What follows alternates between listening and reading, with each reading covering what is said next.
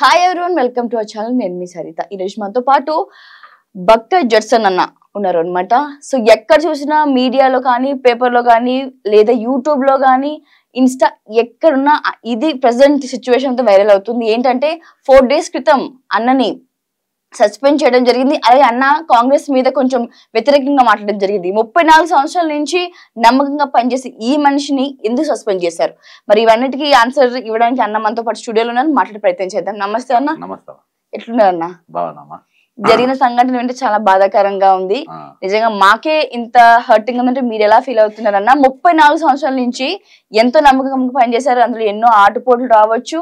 ఈ గ్యాప్ లో ఎప్పుడు లేనిది ఈ సడన్ గా సస్పెండ్ ఏంటి, ఎందుకు చేయాల్సి వచ్చింది? What's the reason? అమ్మా, ఈరోజు ఈ కాంగ్రెస్ అధికారంలోకి వచ్చే కంటే ముందే కాళేశ్వరం పైన బాహుబలి మోటార్లు మునిగిపోయినాయి. అలా జరిగిన అవతవకల పైన నేను ఆ రోజు సిబిఐకి, ఈడీకి వీటందరూ కంప్లైంట్ ఇచ్చిన. అది కొనసాగింపుగా ఈరోజు ఆ కాంట్రాక్టర్ మేఘా కృష్ణారెడ్డి అంటే ఆయన 12,000 కోట్ల జిఎస్టీ ఎగ్గొట్టిండు. దాదాపు 1,50,000 కోట్ల రూపాయలతో కట్టినటువంటి అది పనికిరా మారిపోయింది. దాని మీద ఎంక్వైరీ చేయాలని ఒకటి చెప్పారు. ఆ రోజు బీఆర్ఎస్ ప్రభుత్వం ప్రవేశపెట్టిన ధరణి అనేది అది అక్రమము, దానివల్ల రైతులు భూములు కోల్పోతున్నారు. దాని మీద రాహుల్ గాంధీ గారు వరంగల్ రైతు డిక్లరేషన్ మీటింగ్లో ప్రభుత్వం రాగానే వెంటనే మేము ధరణి రద్దు చేస్తామన్నారు. ఈ రోజు వరకు ఆయన అది ధరణి రద్దు చేయలేదు. ఆయన పక్కన ఉన్న నవీన్ మిత్తల్ ఎవరైతే చేసినా ఆయన ఇప్పుడు కూడా ఆయన పక్కనే, ముఖ్యమంత్రి పక్కనే ఉండరు, అధికారులు అక్కడ. అంటే కొనసాగింపు చేస్తున్నాను, కొత్తగా ఇప్పుడు వచ్చిన తీస్తలేను. ఆ రోజు 46వ జీవో మీరే తీసేస్తామన్నారు. కొనసాగింపుగా మన అధికారులం వచ్చినా మనం తీసేయలేదు అని చెప్పేసి మనం అడగడం జరుగుతుంది. ఆ రోజున్న స్త్రీనిధి ఏదైతే పంచాయతీ రాజకీయాలు ఉందో అప్పుడు రిటైర్డ్ ఎంప్లాయీ విద్యాసాగర్ రెడ్డి అనేట ఆయనను దానిలో ఎండీగా పెట్టిండ్రు. ఆయన సిఎస్ఆర్ ఫండ్స్ మొత్తం మిస్యూజ్ చేసిండు. 5,400 కోట్ల రూపాయలతో నడిచేది. దాన్ని ఎండి ఐఏఎస్ ఆఫీసర్లు ఆయన రిటైర్డ్ ఎంప్లాయీ ఉండడానికి వీల్లేదు. అనేకమైన అక్రమాల్లో పాల్పడ్డారు. ఈ పైసలు కేటీఆర్ కు ఈయన పాలకుర్తి కాన్స్టిట్యున్సీ ఖర్చు పెడుతుంది. ఇది అక్రమము వాళ్ళ ట్రస్ట్ పేరు మీద. యాక్చువల్ ఆ రోజుకెళ్ళి ఉద్యమం ఈ రోజు వరకు జరుగుతుంది.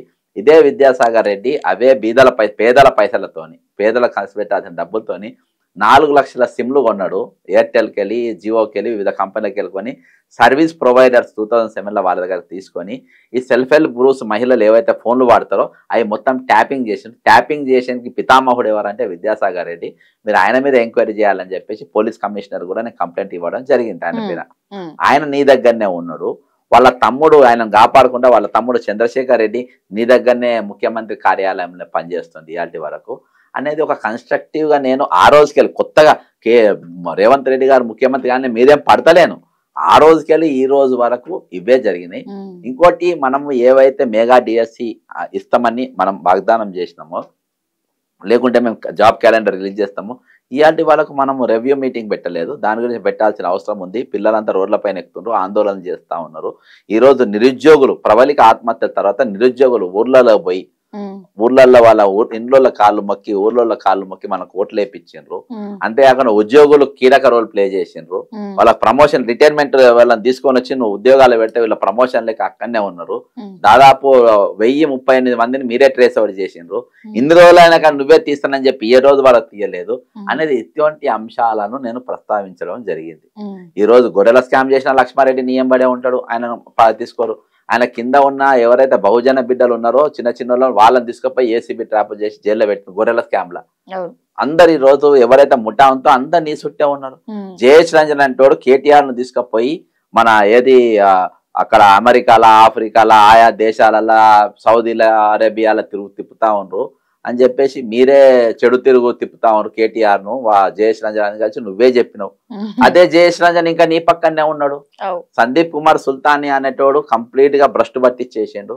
ఆయన ఇంకా ఇప్పుడు నీ దగ్గరనే ప్రిన్సిపల్ సెక్రటరీగా ఉన్నారు. ఈ రోజు రామకృష్ణారావు అనేటోడు కేసీఆర్ కు మన ఫైనాన్స్ సెక్రటరీగా ఉన్న వ్యక్తి ఇష్టం వచ్చినట్టుగా వ్యవహరిస్తున్నాని మీరు చెప్పినారు. ఇంకా నువ్వు ఆయననే పెట్టుకున్నావు. కాబట్టి నువ్వు ఏ మై హోమ్స్ మీద చెరువులలో ఇండ్లు కడుతున్నా అని చెప్పి నువ్వు చెప్పినావు. ఆ మై హోమ్స్ రామేశ్వరరావు వీళ్ళ పేర్లు ఒక్కరోజు కూడా అసెంబ్లీలో ప్రస్తావించలే. అక్రమంగా చెరువులలో కట్టిన బిల్డింగ్లు మొత్తం కూలగొడతానమాట ఆ రోజుకెళ్ళి మాట్లాడుతున్నా, ఈ రోజు కూడా కొనసాగిస్తున్నా. అంటే ఆ రోజు మంచి ఎట్లయింది, ఈ రోజు నీకు చెడు ఎట్లయింది? ఆ రోజు అవి చేయబట్టి ప్రభుత్వం ఎత్తి వచ్చింది. ఈ రోజు వరకు ఈ రోజు ఇవి అయిన తర్వాత నీకు ఎందుకు నష్టం లేదు? ఆ రోజు నువ్వు బిఆర్ఎస్ వ్యతిరేకంగా ఉన్నావు కాబట్టి మాట్లాడినప్పుడు అంగీకరించినారు. ఇప్పుడు వాళ్ళ ప్రభుత్వం వచ్చింది కదా, అంతే. అందుకు వాళ్ళకి నచ్చట్లేదు. ఆ రోజు కూడా ఈ ఉద్యమాలలో దేంట్లో కూడా వీళ్ళు నాకేం సపోర్ట్ చేయలేదు. ఆ రోజు కూడా ఏకాకిన కొట్టాను. ఈ రోజు అందులో ఎందుకంటే వీళ్ళకు ఈ సిండికేట్ బ్యాచ్ కి అందరికి వీళ్ళకి పాలు పంపులు ఉన్నాయి కాబట్టి నన్ను సస్పెండ్ చేసింది. రీజనే లేదు, వితౌట్ రీజన్.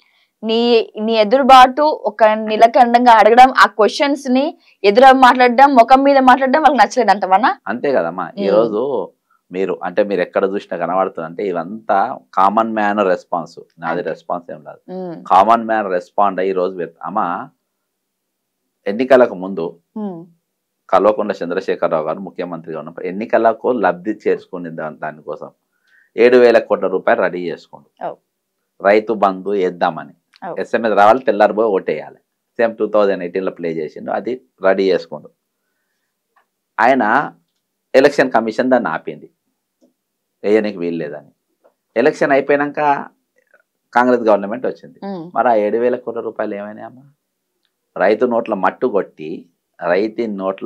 కొట్టి ఆ 7,000 కోట్ల రూపాయలు ఏ కాంట్రాక్టర్ నోట్ల కుక్కిండ్రు, ఏ కార్పొరేట్ నోట్ల కుక్కిండ్రు, ఎవరికి ఇచ్చిందమ్మా? ఇవాళకి రైతు బంధు రైతులను చంపేసిన లిటరల్గా చంపేసి నువ్వు ఎవరు కడుపు నింపినావు ఈరోజు?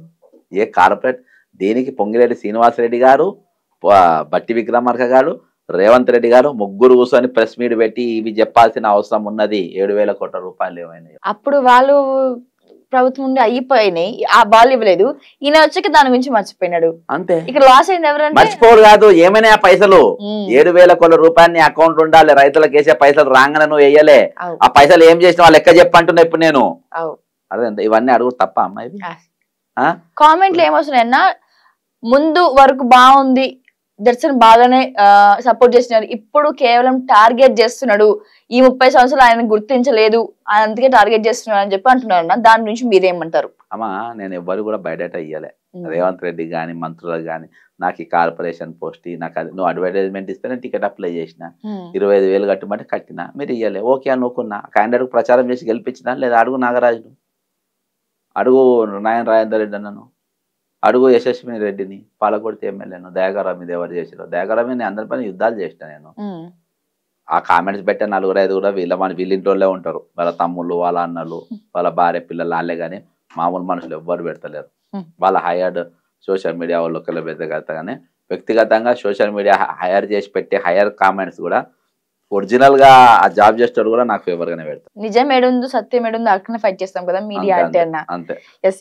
మరి ఇప్పుడు కాంగ్రెస్ ప్రభుత్వంగా మనకైతే సస్పెండ్ చేసినారు, మిమ్మల్ని ఇంకా అటువైపు వెళ్లే ఛాన్స్ అయితే 1% కూడా లేదు, ఉండదు కూడా.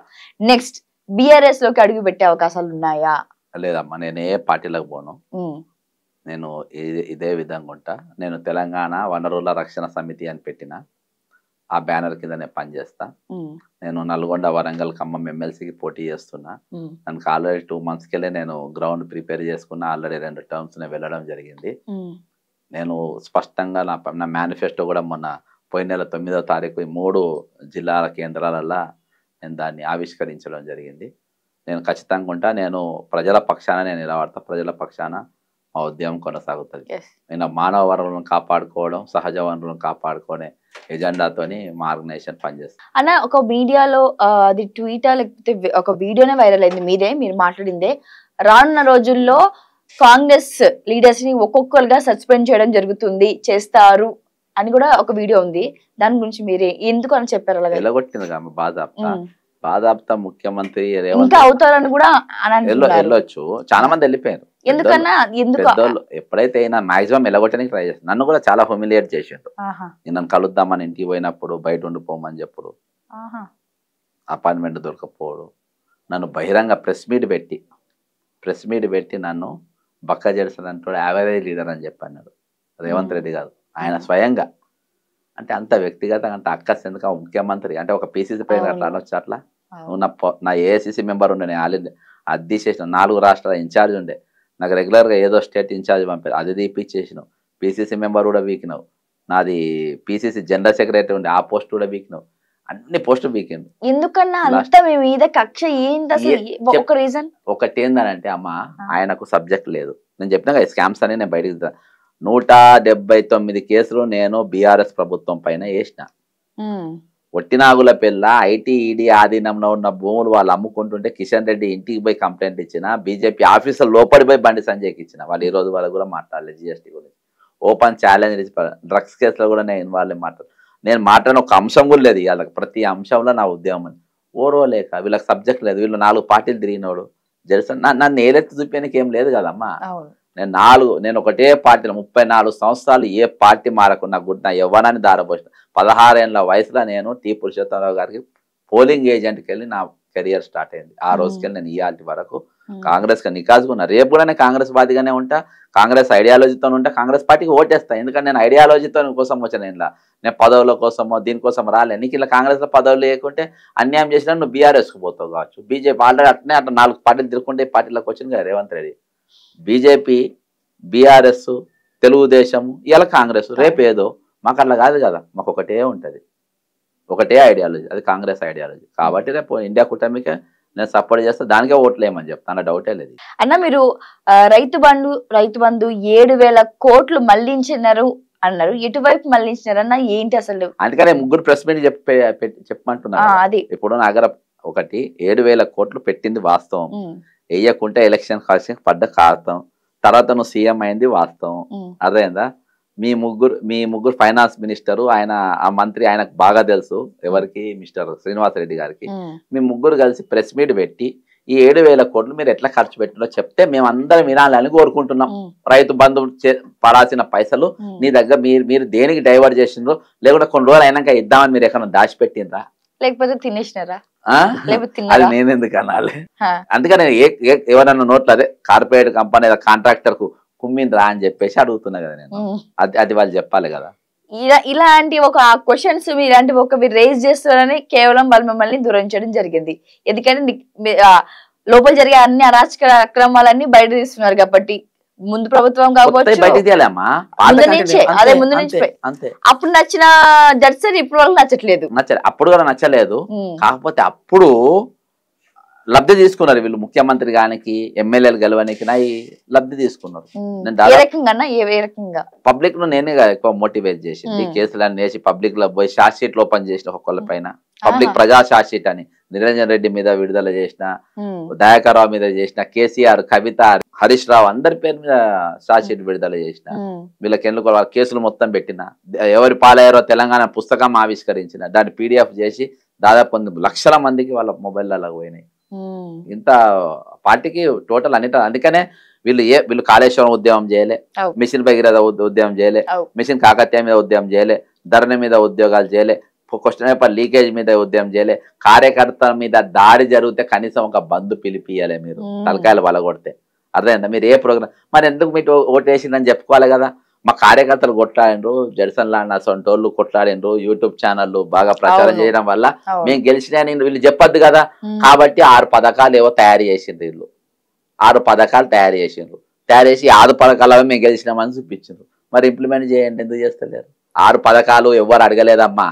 మాకు ఉచిత కరెంట్ ఇవ్వమని ఏ మహిళలు రోడ్డు ఎక్కి అడగలేదు, మాకు ఉచితంగా బస్సు ఇప్పమని ఎవరు అడగలేదు, మాకు ఉచితంగా గ్యాస్ ఇవ్వమని ఎవరు అడగలేదు. నువ్వే ఇస్తానని చెప్పినావు. వాళ్ళు అడిగింది ఏంటి? మా పిల్లల నౌకర్లు ఇమ్మన్నావు.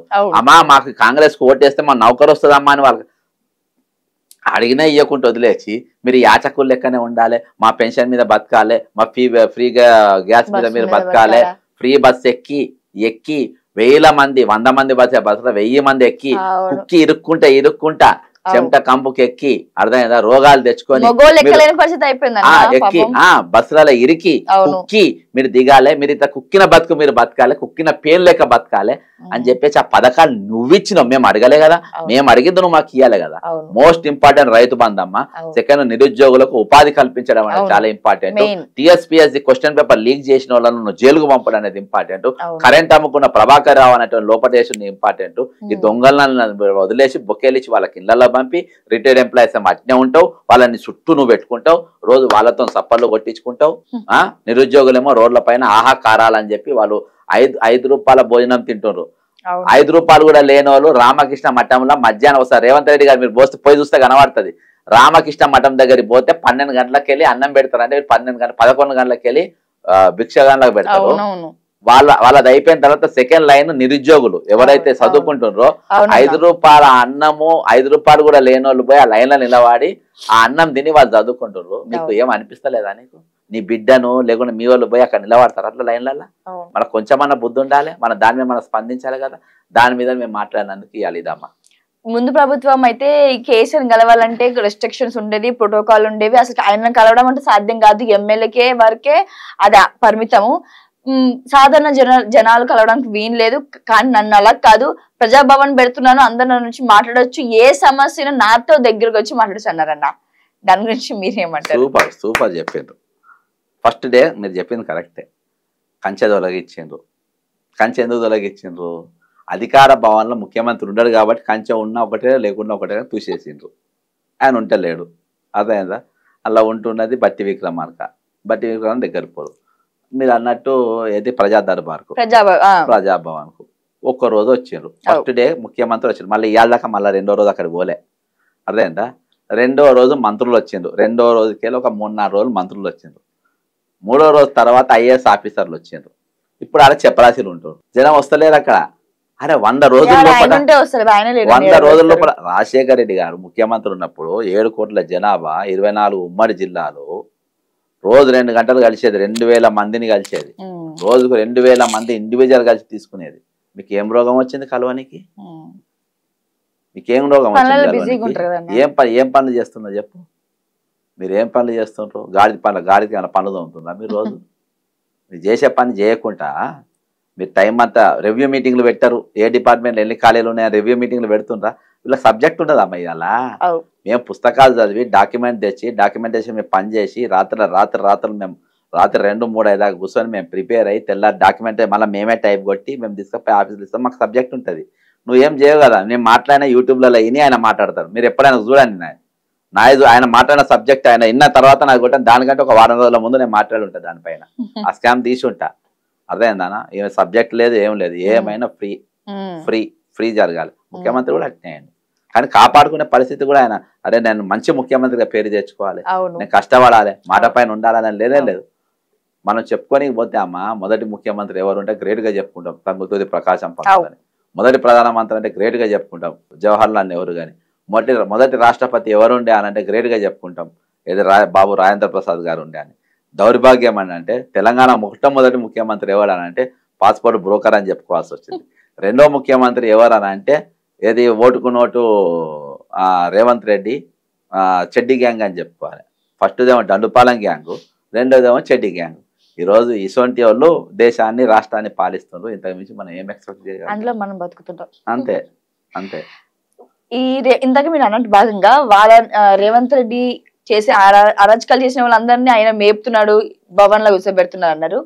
రేవంత్ రెడ్డి రాగానే ఫస్ట్ చేస్తున్న పని ఏంటంటే ఇంప్లిమెంట్స్ చేయట్లేదన్న. ఇంప్లిమెంట్స్ పక్కన పెడితే బిఆర్ఎస్ నుంచి ఒక్కొక్కరిగా జైలు పంపిస్తున్నాడు, ఒక్కొక్కరిగా అన్ని బయట తీస్తున్నాడు, ఒక్కొక్కరు అరాచకాలు బయట తీస్తున్నాడు. మొన్న మల్లారెడ్డి, నిన్న కవిత గారు, అలా ఒకటి వాళ్ళని బయట తీస్తారు. వీళ్ళ లోపల ఉన్న వాళ్ళు మాత్రం అలా పడుకోబెడుతున్నారు. దాని గురించి మీరేమంటారు? మల్లారెడ్డిని బెదిరించారు. ఎందుకంటే ఆడ ఈటల రాజేందర్ గెలవాలి. ఈటల రాజేందర్ గెలవాలని ఏది సునీత మహేందర్ రెడ్డి చేవెళ్ళ అయితే గెలిచేది. ఎందుకంటే తాండూరు ఆమె ప్రాపరు. తాండూరు వాళ్ళది, చేవెళ్ళ, మహేశ్వరం, వికారాబాదు, ఈ 4 అసెంబ్లీలో వాళ్ళ ప్రాబల్యం ముత్తాకరైతే ఆమె గెలుస్తుంది. కాబట్టి ఆమెను తీసుకొని వచ్చి మల్కాజ్గిరిలో గెలిచింది. అక్కడ విశ్వేశ్వరరెడ్డి గెలవాలి, ఇక్కడ ఈటల రాజేందర్ గెలవాలి. నెక్స్ట్ ఎవరు? ఈ బీఆర్ఎస్ కు గట్టిగా పనిచేసి అక్కడ లోకల్ క్యాండిడేట్ కు బీఆర్ఎస్ టికెట్ ఇచ్చారు, రాగిరి లక్ష్మారెడ్డి. ఆయన ఎక్కడ గెలుస్తాడో అనే ఉద్దేశంతో కాలేజ్ మల్లారెడ్డి పైన దాడి చేపించి ఆయన బిల్డింగ్ కొట్టి ఆయన భయక్రాంతరం గుర్తి. ఇవన్నీ ఎందుకంటే ఇక్కడ ఈటల రాజేందర్ గెలవాలి. అక్కడ ఆయనను ఎవరిని మోడీని బడేబాయ్ అన్నాడు. బడేబాయ్ అని అన్నాక చోటేబాయ్గా ఈయన ఆయనకు బీజేపీ అత్యధికమైన సీట్లు గెలవడానికి ఆయన ఇక్కడ గ్రౌండ్ ప్రిపేర్ చేస్తున్న స్పష్టంగా కనబడుతుంది. అందులో ఏం డౌటే లేదు.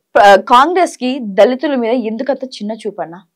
ఎప్పుడు కూడా అంటే వాళ్ళకి ఏ రకంగా కూడా సపోర్టెడ్ గా ఒక స్పీచ్ లో గానీ లేదంటే ఎందులో కూడా ఆయన ఇచ్చే స్పీచ్ల్లో కాకపోతే ఆయన మాట్లాడిన ఏ ప్రస్తావనలో కూడా దళితుల గురించి అట్లీస్ట్ కూడా 1% చేస్తానన్న మాట కూడా నేను ఎక్కడ వినింది లేదు. ఎందుకన్నా మీ ఒపీనియన్ చెప్పానన్నా, మీ పర్సనల్ ఒపీనియన్. అలా 2 రకాలు ఉంటావు కాంగ్రెస్. బీజేపీనేమో కాకి కలర్ షార్ట్ వేసుకుంటారు, ఎవరు ఆర్ఎస్ఎస్ వాళ్ళు కనబట్టి అట్టి చేసుకుంటారు, వీళ్ళేమో లోపట వేసుకుంటారు, బయట ధోతి వేసుకుంటారు. కాబట్టి వీళ్ళ ఇంటర్నల్ కల్చర్ కనబడదు. మెజార్టీగా ఉన్నారు లీడర్. కాంగ్రెస్ ఐడియాలజీ అట్టు ఉండదు. కాంగ్రెస్ అందుకనే ఇష్టపడ్డా. కాంగ్రెస్ అందులో ఉన్నప్పుడే వాళ్ళు అనేకమైన భాషలు మాట్లాడేటోళ్ళు, అనేకమైన సంస్కృతులు ఉన్నోళ్ళు, ఒక దేశంగా మనం ఉండాలని చెప్పి వాళ్ళు కోరుకున్నారు.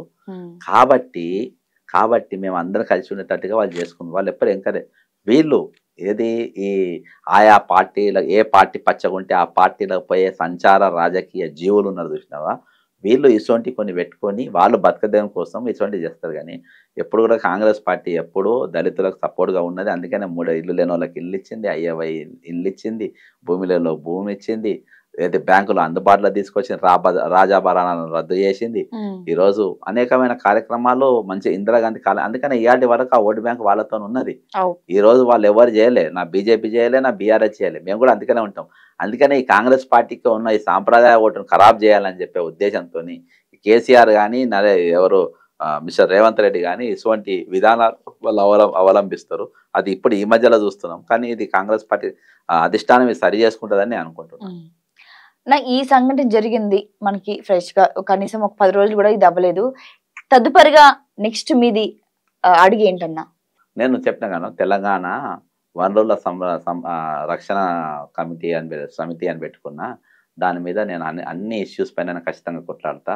అటు మానవ వనరులను, సహజ వనరులను ఇప్పటిదాకా దోపిడీ గురైనాయని, ఇక ముందు మాత్రం దోపిడీ జరగకుండా వాటి ఆపుకుంటాం. అవసరమైతే ప్రత్యక్ష ఉద్యమాలకు కానీ లీగల్ పరంగా కానీ ఏ విధంగానైనా మేము కొనసాగుతాము. రాష్ట్ర వ్యాప్తంగా ఇలా మెంబర్షిప్ చేస్తాము. దీన్ని రిజిస్ట్రేషన్ చేయము, మెంబర్షిప్ ఎవరి దగ్గర రూపాయి రుసుము తీసుకోము. డైలీ ప్రజా దర్బార్ అనేది ఆదివారం తప్ప ప్రతిరోజు ఉండే విధంగా మేము చూస్తాం. అన్న, కాంగ్రెస్ ప్రభుత్వం హామీ ఇచ్చినప్పుడు ఆ రోజు 100 రోజుల్లోనే 6 గ్యారెంటీలు నెరవేరుస్తానని మాట ఇచ్చింది. ఎస్, మళ్ళీ మొన్న నేను చూసుకున్న కొన్ని వీడియోస్ లో కానీ లేదా న్యూస్ లో కానీ ఇప్పుడే వచ్చాం కదా, అడుగులు ఇప్పుడే వేస్తున్నాము, ఒక 1 year లో మీకు ఆ చేంజ్ చూపిస్తానని మళ్ళీ మాట మార్చింది. దాని నుంచి మీరేమంటారు? అదే కదా, ఇప్పుడు అవన్నీ కదా, అవన్నీ పబ్లిక్ అడిగారు నువ్వు అడిగినావు, నువ్వు ఎందుకు ఇస్తలేవు అన్నందుకే కదా అన్నది.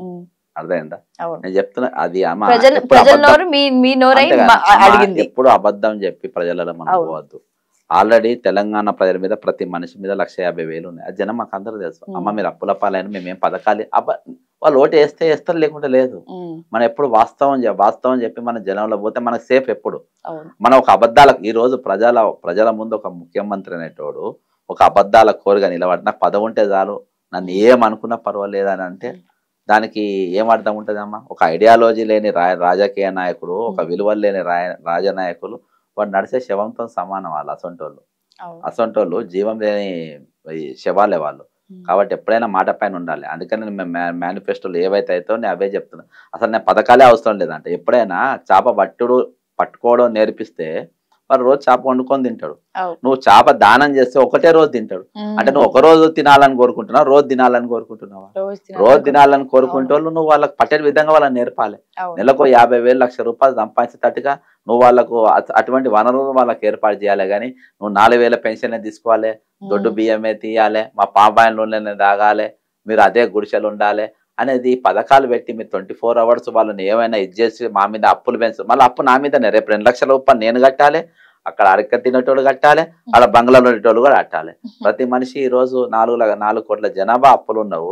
నువ్వు అప్పులు పెట్టి నీ పథకాలు పెట్టి అది ఎవరు రేపు ఎట్లా తీరుతాయి అప్పులు? అవి అంటే అప్పుల రాష్ట్రంగా నేను అప్పుతోనే చచ్చిపోను. ఇక నేను చచ్చిపోయినప్పుడు నేను ఎవ్వరికి అప్పు ఉండద్దు అనే అప్పు దేరిపి నేను చచ్చిపోయినా నా మీద ప్రభుత్వం చేసిన అప్పు ఎట్లా అమ్మా? అది రాజకీయ నాయకులు చేసిన అప్పు ఎట్లా అంటే నేను రుణస్తున్నగానే చచ్చిపోతున్నా. ఈ రోజు తెలంగాణ చచ్చిపోయే ప్రతి మనిషి ఒక్క అప్పైనా చేయకుండా రుణస్తుండగానే చచ్చిపోతుంది. కేసీఆర్ గారు బంగారు తెలంగాణని అప్పుల తెలంగాణగా చేసేస్తుంది అన్నారు. మరి రేవంత్ రెడ్డి గారు ఏ తెలంగాణ చేయబోతున్నారు? కొనసాగిస్తుంది కదా అదే పాలన. ఇప్పుడు ఏ ధరని మారలే, మారలే, అప్పులు మారలే, ఇచ్చిన మాట పైన నిలబడడం మారలే, అన్ని కూడా అట్లా కొనసాగుతున్నాయి. కాబట్టి నాకేం చేంజ్ ఏం కనబడతలేదు. అది కొనసాగుతుంది. అదే జస్ట్ చేంజ్ చేద్దానంటే పోయిందేమో దండుపాలెం గ్యాంగు, ఇప్పుడు వచ్చిందేమో చెడ్డి గ్యాంగు. కాబట్టి దొంగలే రకరకాలు. అన్న, అట్లీస్ట్ ఒక 1% అన్నా మీరు చేంజ్ చెప్పాలన్నా, లేకపోతే కొద్ది బెటర్ అని ఒక స్టెప్ బెటర్ అని చెప్పడానికి బీఆర్ఎస్ ప్రభుత్వం అంటారా, లేకపోతే కాంగ్రెస్ ప్రభుత్వం అంటారా, లేదా రెండు కూడా? దాని మీద మీ ఒపీనియన్? ఒకటమ్మా, కాంగ్రెస్ ప్రభుత్వాన్ని అంట. ఎందుకంటే బీఆర్ఎస్ లో ఏ మంత్రి కూడా అందుబాటు ఉండేటోడు కాదు. ఇక్కడ కోమారెడ్డి వెంకారెడ్డి గారు కానీ, ఉత్తమ్ కుమార్ రెడ్డి కానీ, దామోదర్ రాయనరసింహ గారు కానీ, లేకుంటే మంత్రి శ్రీధరబాబు గారు కానీ, పొన్నం ప్రభాకర్ గారు కానీ, కొండ సురేఖ గారు, ఇట్లా చాలా మంది అందుబాటులో ఉన్న వాళ్ళు ఉన్నారు. చాలా మంది ప్రజలకు పనులు చేస్తున్నారు, పనులు అవుతున్నాయి. వాస్తవం ఇది. నేను దీర్ఘకాలిక సమస్యల పైన పరిష్కారం గురించి చెప్తున్నా. ముఖ్యమంత్రి పవర్స్ ఏవైతే ఉన్నాయో ఆయన ముఖ్యమంత్రి ఆయనే ఉంచుకుంటాడు. నేను ఆయన్నే దాన్ని రాజ్యాంగబద్ధంగా చాలా ఇంపార్టెంట్ పోస్ట్ గుంపు మేస్త్రి అని ఆయనే దాన్ని పెద్దల సభను ఇరానీ కేఫ్ లెక్క అంటున్నారు. అంటే రాజ్యాంగాన్ని అవమానపరిచే విధంగా ముఖ్యమంత్రి వ్యవహారం. మంత్రులు చాలా బాగుందమ్మా. మంత్రులు చాలా ఒక బట్టి ఉప ముఖ్యమంత్రి వీళ్ళిద్దరు తోడు దొంగ లెక్క పనిచేస్తున్నారు. కానీ తక్కిన వాళ్ళందరూ బాగా పనిచేస్తున్నారు. వచ్చిన వాళ్ళు పనులు చేసే ప్రయత్నాలు చేస్తున్నారు. కొంతమంది అధికారులు ఇంకా చాలా మంది మారు. ఇప్పుడు సీతక్క దగ్గర ఉన్నది, ఆమెకు పనిచేయాలని కోరిక ఉన్నది. కానీ ఆమె దగ్గర ఉన్న ఓఎస్డి కానీ, పిఎస్ అనేటోడు కానీ, నాగేంద్ర అనేటోడు ఇంటికి ఫైల్ పట్టుకపోతాడు. ఆయన ఆమె ఏం చేయ ఒకటేసారి 50 ఫైళ్ళు ఒకటేసారి తెచ్చి పెడతాడు. అన్ని సంతకాలు చదవలేదు కదా, టక్క అర్జెంట్ అని టక్క పెట్టిస్తాడు. అందులో కొన్ని అక్రమ ఫైళ్ళు కూడా ఉంటాయి. అట్లా చేస్తుండ్రు. సందీప్ కుమార్ సుల్తాన్ ఆమె పని చేయాలంటే అట్లా కొంతమందిని పెట్టి చేస్తుండ్రు. అట్లా చాలా ఇవాళకి విద్యా వ్యవస్థ కాంట్రాక్ట్ పద్ధతి అనేది పోవాలమ్మా. ఫుల్ టైం ఎంప్లాయ్మెంట్ ఇవ్వాలి వాళ్ళకు. ఇప్పుడు గవర్నమెంట్ హాస్పిటల్లో కాంట్రాక్ట్ ఎంప్లాయీస్ అనేది ఉండద్దు, విద్యాలయాల్లో ఉండద్దు, యూనివర్సిటీలలో ఉండద్దు. ఇక్కడ నువ్వు ఫుల్ ఫ్లెజ్ ఎంప్లాయ్మెంట్ పెట్టాలి. చెప్తేనే వాళ్ళు నువ్వు పని చేయగలుగుతారు. కాంట్రాక్ట్ అనే పదం తీసేసేయాలమ్మా ఎంప్లాయ్మెంట్ లా. ఫుల్ ఫ్లెజ్ ఇవ్వాలి. నువ్వు వేరే దాంట్లో పెట్టుకో, ఐటీలో అన్నిలో పెట్టుకో. కానీ ఇంట్లో మాత్రం విద్యాలయాల్లో, వైద్యశాలలలో మాత్రం ఫుల్ టైం ఎంప్లాయ్మెంట్ పెట్టాలి. ఆ దిశగా ప్రభుత్వం పనిచేయాలి. ప్రభుత్వం బీఆర్ఎస్ కంటే 1000% బెటర్. నేను చెప్పేది ముఖ్యమంత్రి గురించి అంతే.